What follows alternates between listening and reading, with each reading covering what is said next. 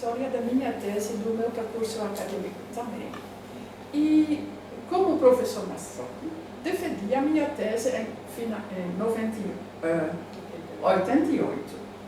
A minha tese foi sobre as 100 cantigas paralelísticas dos cancioneiros medievais portugueses, dizendo isso explicitamente, contra a historiografia oficial que eu aplico para as provas, que diz que essas cantigas foram escritas pelos grandes trovadores da época, os quais, com uma intuição genial da alma feminina, expressaram nelas sentimentos tipicamente femininos.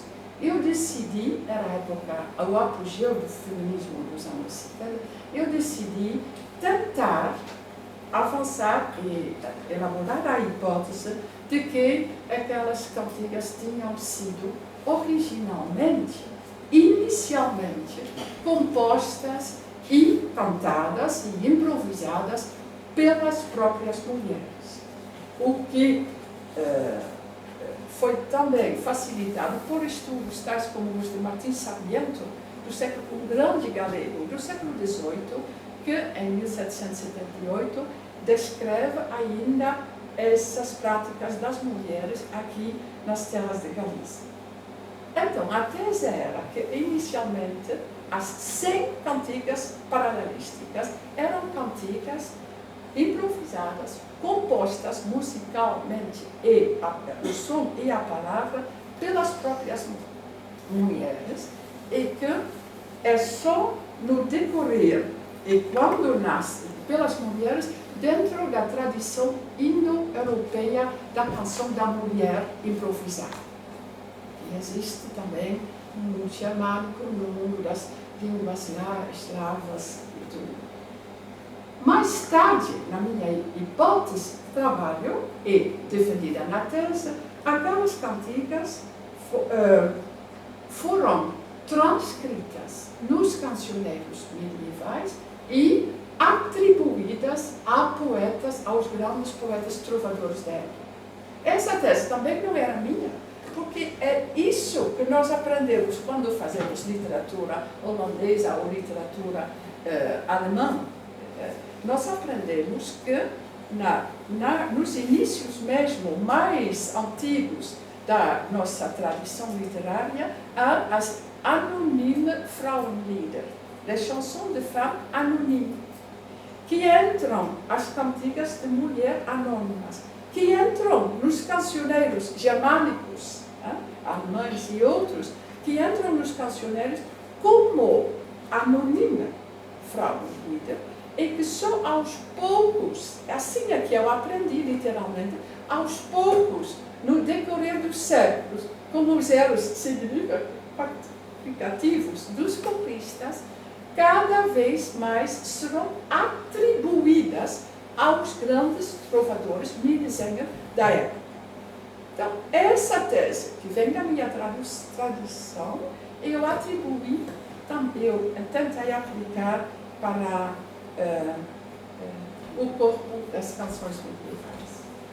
Além disso, depois, numa segunda fase, também a partir da minha própria experiência da canção de mulher, tentei reinterpretar o corpus das 100 cantigas paralelísticas, que dentro da cantiga de amigo, o corpus das 50 cantigas, é definida como uma cantiga triste, de mulher infeliz, sempre traída por homens sempre infiéis, traidores e tudo.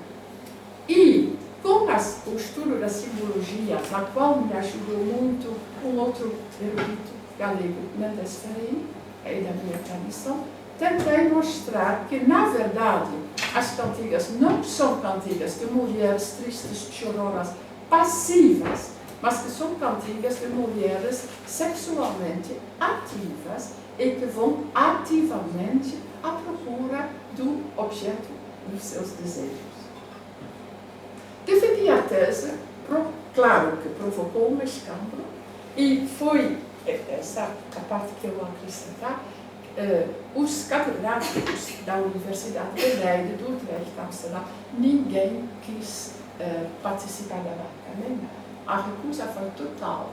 E foi assim que a professora Iris Zavala, que era uma das mulheres, uma das grandes teóricas do movimento feminista e da literatura feminista da época, decidiu que ela ia assumir essa tarefa para eu poder defender a minha tese, graças a Iris Zavala. Vi aqui a nossa história comum, em 91, 92, 93, vim 4 vezes, não para o colóquio, mas para outros encontros, vim 4 vezes às terras gregas para redefender a minha tese. Uma vez na Universidade de Colônia, falando dos Carmina Burana e do bilinguismo dos Carmina Burana, que mostra as duas vertentes da lírica medieval, a voz da mulher e a voz do homem. Vim para Santiago de Compostela, para o seminário Mulher e Cultura, falando de novo daquelas reminiscências do trabalho cultural, da divisão do trabalho cultural entre os sexos. E vim para Vigo 2 vezes, uma vez para a universidade, uma vez para o congresso da ADAL, né, para falar de Carolina Michaelis de Vasconcelos, que, no fundo, já falou dessa tese da autonomia feminina, sem dizer explicitamente. A conferência foi exatamente para explicar porque ela não pôde falar explicitamente na época para Vigo. As 3 abordagens críticas que tentei, da época que tentei elaborar nessa minha tese, então, eram do que se chama o vilicentrismo da nossa disciplina, né? Ao tornar impossível até imaginar que mulher pudesse ser autora dessas cantigas. O scriptocentrismo, ao dizer que as cantigas estão escritas por homens trovadores, elimina toda e qualquer possibilidade de reflexão sobre uma eventual origem oral daquelas cantigas, numa tradição de poesia improvisada, por exemplo, e, claro, o seu universalismo. A nossa disciplina, as nossas disciplinas, até quase, nem todas, né? Tem sempre exceções muito boas, mas tem esse pressuposto de que os métodos que foram elaborados no século XIX e XX, quando se criaram os departamentos das línguas e literaturas nacionais, a partir de finais do século XIX, que os métodos, as práticas, as teorias que nós elaboramos aqui podem servir para finais do século XIX e século XX, e que são métodos, práticas, epistemologias, teorias totalmente, historicamente determinadas pelas condições da época, são métodos e práticas que podem servir para todas as outras épocas da história da humanidade, para todos os outros povos e regiões da história e para todas as outras áreas geográficas, para todas as camadas sociais e culturais da nossa própria sociedade. Esse pressuposto é, a meu ver, foi o pior de todos, né? Bom. Então, em 92, 93, estive aqui 4 vezes. Foi também um ano em que a Universidade de Poitiers me pediu para tomar conta de um acervo de literatura popular brasileira, do que se chama, com o termo ibérico, folhetos de cordel. E produtos no Brasil de uma época, a imprensa chega a finais do século XIX, quando ainda existe uma riquíssima tradição de poesia improvisada, tanto dialogada quanto monologada, né? Produtos dessa época da chegada da imprensa, quando os poetas, para ganhar um pouco mais dinheiro e outros motivos, vão para as tipografias, poetas muitas vezes ainda analfabetos na época, vão para uma tipografia ditam os seus versos que eles vão vender depois nas feiras. Para os meus colegas e amigos na época foi um choque total. Quem vai abandonar uma disciplina tão prestigiosa quanto os estudos medievais, apesar de ser uma tese muito estranha, né? Quem vai abandonar um campo tão prestigioso para uma coisa tão simples, primitiva, com tão pouco prestígio quanto o folheto do cordel brasileiro? Para mim, posso dizer, depois de 20 anos, foi a melhor coisa que pude fazer na minha vida. Porque chegando lá no Brasil, foi a descoberta de um laboratório vivo e bem funcionando, de uma cultura como foi antigamente a cultura medieval, uma cultura que, a partir de uma oralidade pré-existente, introduziu uma língua vernácula e como na Idade Média, no Brasil, e introduziu a escrita. No Brasil, a imprensa, para registrar esse tipo de textos, provindos da oralidade e que entravam assim no sistema da edição.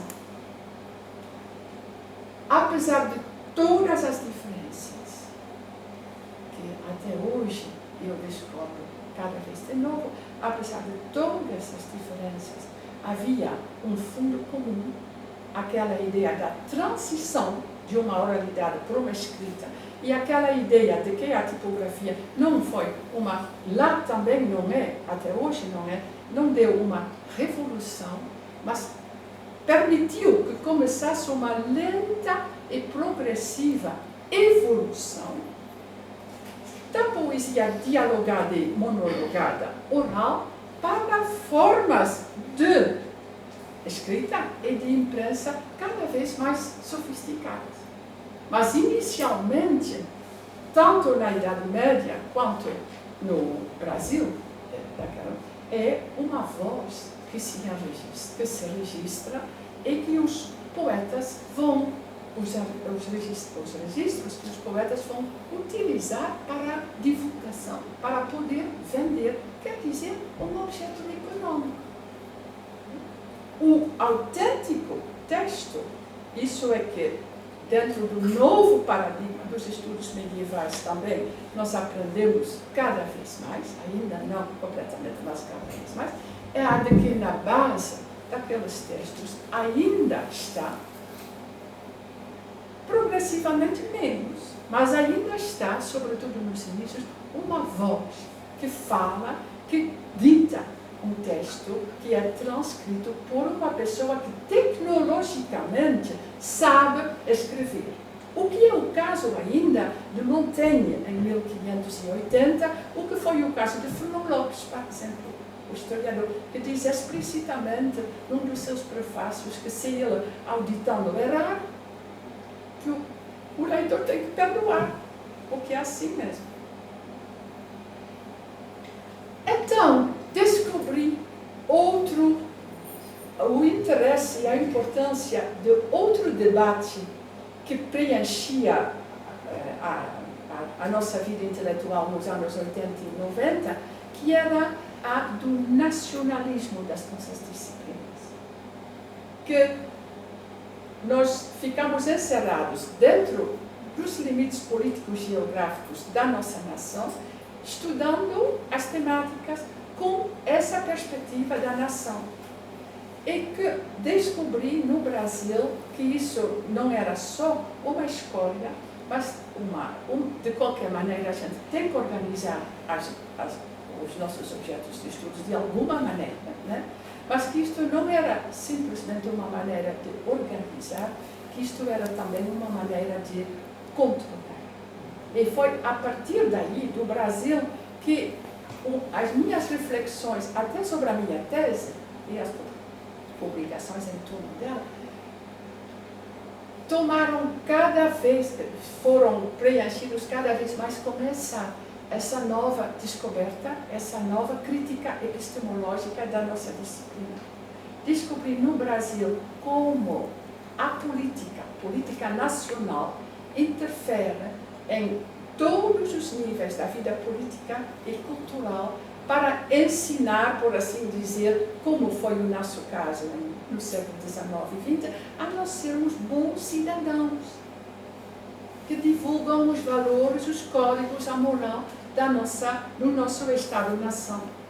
E foi aí que, desde que aprendi aos poucos, e houve muitos momentos ontem em que eu estava com vontade de discutir isso com os estudantes, que foi aí que eu me dei conta de que a palavra atribuição, por exemplo, que foi a minha para a tese, no fundo, quem sabe, a partir da experiência que tive no Brasil, pode ir muito além, que não é, na verdade, atribuição tem sempre essa coisa de, talvez, mais ou menos subconsciente, inconsciente, pode ser muita coisa, né?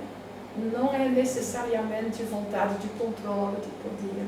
O que aprendi a pensar cada vez mais em torno da literatura de cordel, que como as nossas tradições orais do século XIX, na Europa toda, como o romantismo, tornam-se não só objetos de admiração, de veneração, de culto, mas também objetos de pesquisa, objetos de muitas publicações que propõem como, no fundo, a legitimação do novo Estado-nação, ao dizer que todas essas culturas, todas essas tradições orais, é nelas que nós podemos encontrar a alma da nossa nação. Então, a ideia da alma da nação, ela, num país como o Brasil, que desprezava totalmente a literatura do cordel, essa ideia que o cordel traduz, expressa a alma da nação brasileira, ela se torna a ideia principal da política do Conselho Federal da Cultura quando se instaura no Brasil a ditadura, 64. E assim que a literatura do cordel, tão desprezada, entra no palco nacional.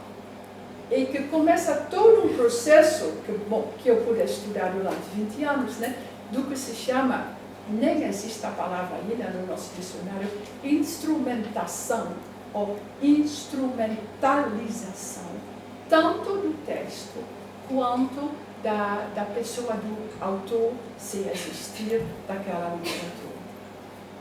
Então, foi isso, na verdade, o meu percurso. Hoje em dia, com essa descoberta do nacionalismo, e vou falar sobre isso hoje à noite na biblioteca. Então, estou passando rapidamente, quando vou falar para a convite da Ponte das Ondas, que são pessoas muito preocupadas com o ensino. Vou falar exatamente sobre esse ponto. Então, vou passar aqui rapidamente. Mas o que eu posso dizer para terminar sobre essa questão da tese, isso faz com que, a partir daquelas noções de apropriação, de invenção, que é um termo muito na moda atualmente, nas discussões sobre nacionalismo, né? Dizemos que o discurso científico inventou o Nordeste, por exemplo. Que isso não é uma realidade geográfica nem histórica, nem nada, que foi inventado num certo momento. Existem os primeiros textos, os primeiros argumentos, para exercer maior controle sobre uma região que escapava mais ou menos aos centros do poder. Então, é a partir dessas noções agora de instrumentalização, de invenção, que eu estou olhando para a minha tese e para as minhas outras publicações com olhos diferentes.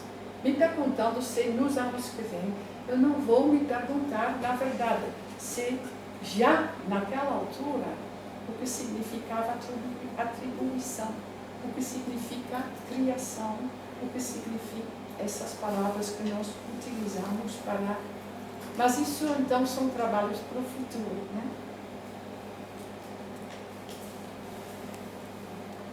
Só recentemente, então, eu estou conseguindo reunir os rastros e os caminhos deste trabalho que iniciei com a tese e que vai ainda para caminhos, me parece que não são os caminhos que eu estou bem vendo neste momento.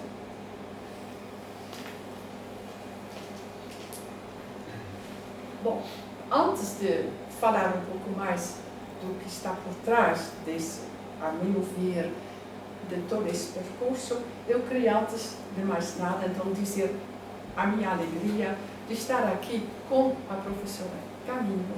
Como sabem, desde 98, companheira de muitas lutas em vez a favor da voz da mulher na literatura, nas tradições orais, e que também, para a qual, muito recentemente, nós fizemos, os amigos, colegas, aquele lindo livro Sementear para os que venham, que tem também essa perspectiva que a gente está preparando um futuro, como aqui, um pouco diferente do que foi a nossa disciplina até uma época muito recente.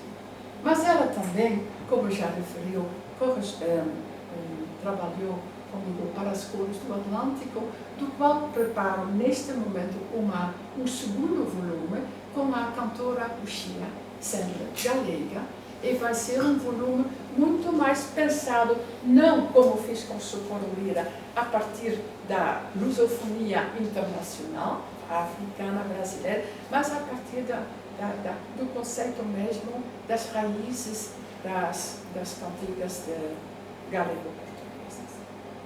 E, claro, dizer o meu prazer por estar aqui, graças ao convite da professora e do professor Burkhardt, que foi ele próprio, e as questões da autoria, como vocês já adivinharam, são importantíssimas, que me sugeriu o tema da conferência sobre a comparação, o comparatismo como fonte e caminho de acesso a conhecimentos novos e inéditos.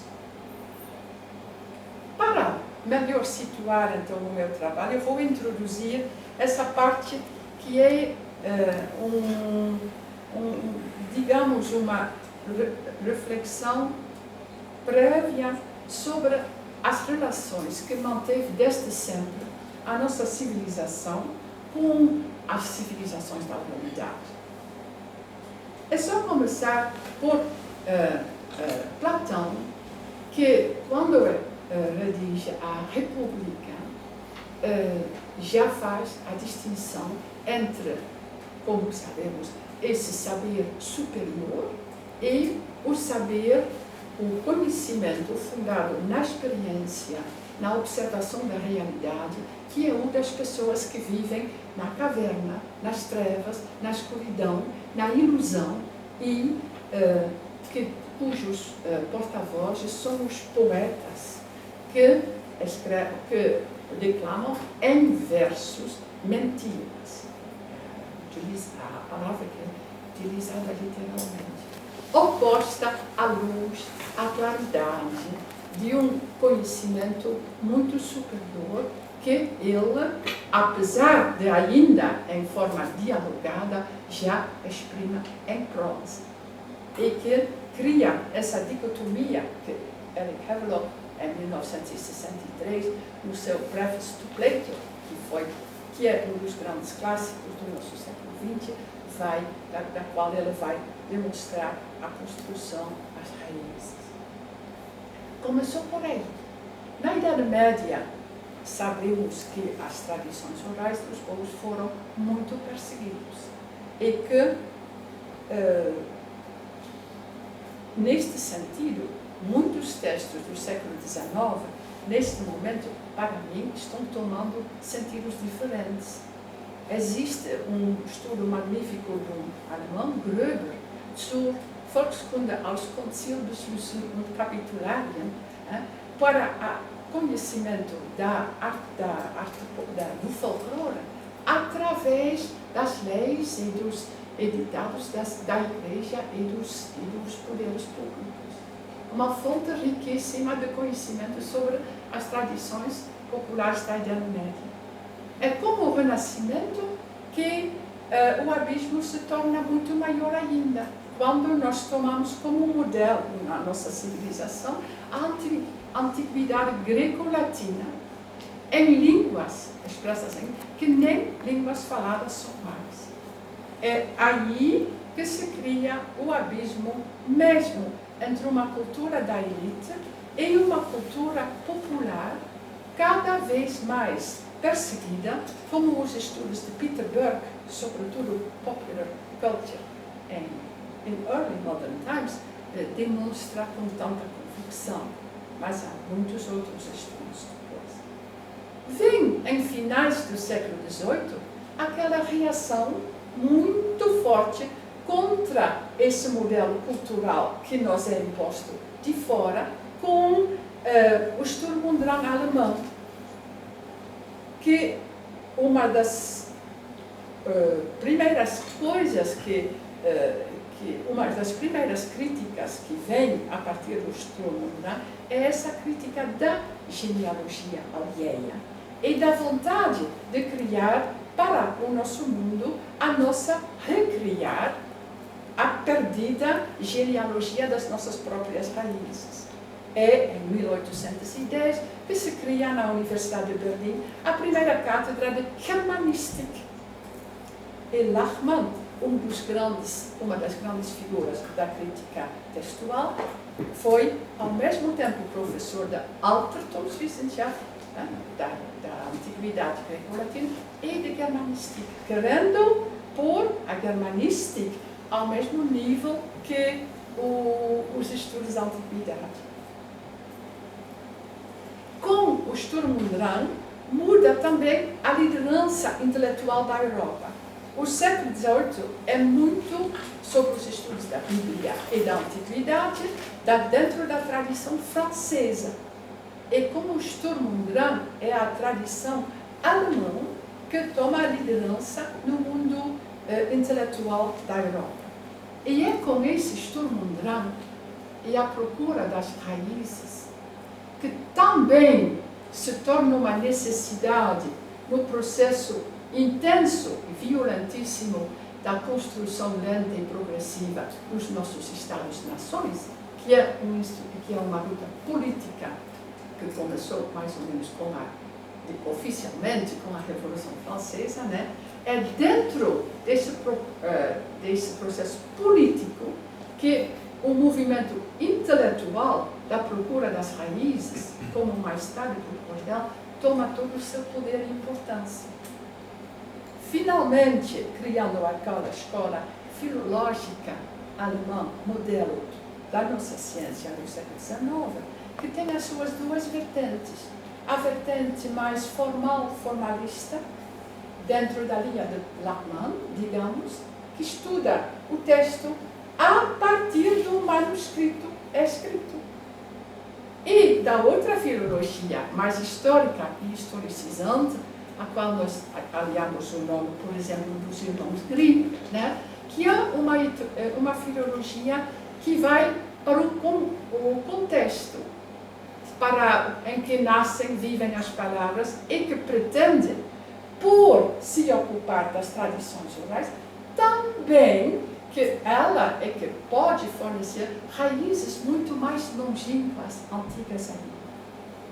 É aí que no século XIX os estudos das tradições orais podem se tornar estudos reconhecidos oficialmente com tradições orais que mais tarde os críticos vão chamar de idealizações, exageros, quando nasce o mundo em que nós trabalhamos até hoje. Mas é aí, para mim foi muito mais importante ainda, aí nas tradições orais que aparece a mulher como agente cultural e literário. Porque são as pesquisas de campo daqueles filólogos históricos, historicizantes, que permitam descobrir que são as mulheres as maiores informantes das tradições orais. porque são elas que compõem, criam, que improvisam, e assim